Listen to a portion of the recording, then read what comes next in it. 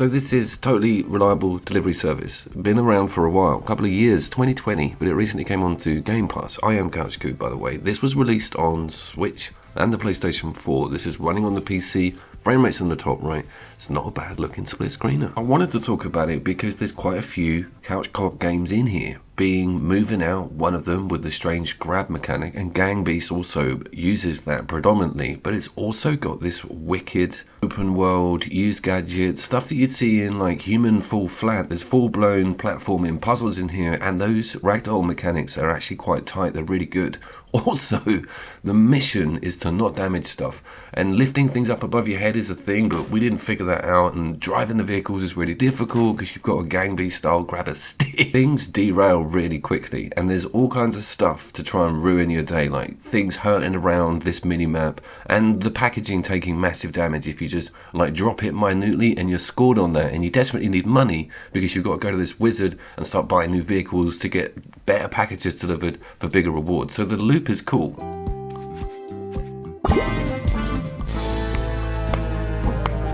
What wasn't cool, however, is still experiencing some of the bugs that are around on the PC. This one did result in quite a lot of hilarity because I got stuck inside the trapdoor of the machine that you deliver the actual rewards into, and I was thinking, we'll just put another reward in and I better whip my arm out, but that didn't work. We had to solid restart, but it didn't stop my mate just taking the piss and not bothering rescuing me for quite a while.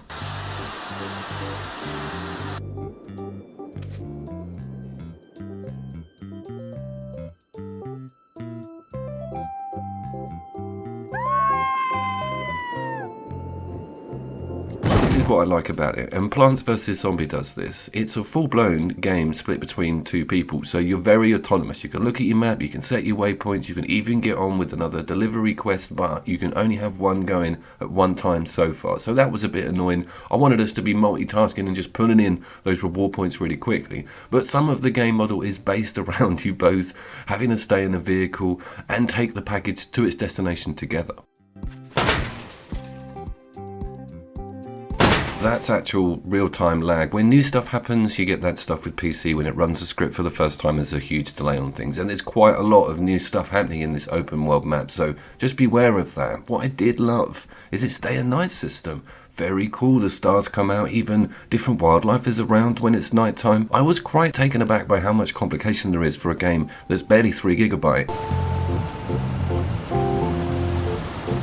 Also the sheer size of the map and its variety. When you saw the fire extinguisher skydiving, you could see these little islands in and around, and when you look at the map you realise that there's more than just the mainstay area of the questing system. Exploring around and finding the secrets, unlocking little cool things and working out little gadgets is definitely an incentive. What this game hasn't impressed me on is what it should be doing extremely well, and that's like cosmetic unlocks. It does do them, they're here and there, but they're not as cool as I'd like to see them. It feels a bit skimpy on metagame with reward, but it pays back in droves with these amazing ragdoll physics. It will have you giggling for hours, and that's one thing I want to touch on. No guns, no gore, no violence, and no swearing, nothing. Perfect for everybody, and you can delegate. Riding around on the vehicles requires you to actually hold on or grip something if you're going around a corner.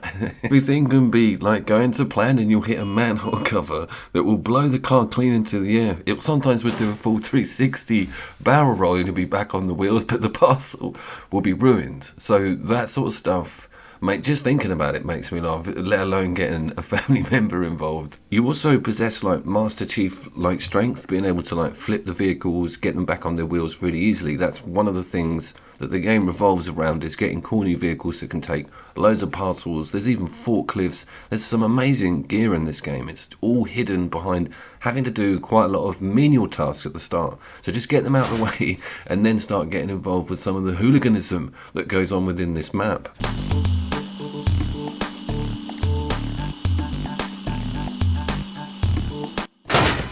I very much like the game. I like the idea of having a timed task and being able to make your own ideas about how to complete said tasks with things that are placed within an open world map. It's much more of a brain teaser than something like Overcooked or Moving Out, because you've got all of this gear to use and certain areas look intraversable until you go over a drawbridge or get round the back or use a swing, rope. Very cool ideas, and this will last quite a while.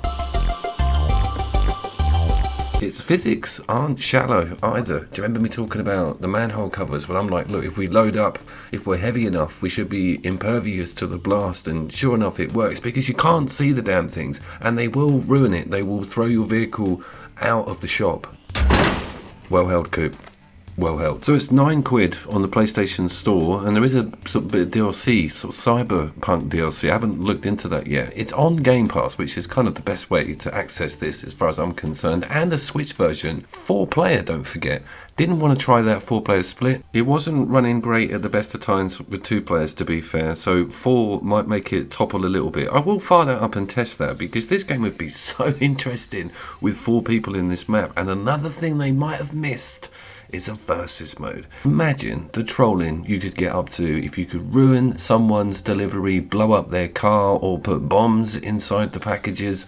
The list is endless. They need to get on top of that. A local PvP mode would be absolutely amazing.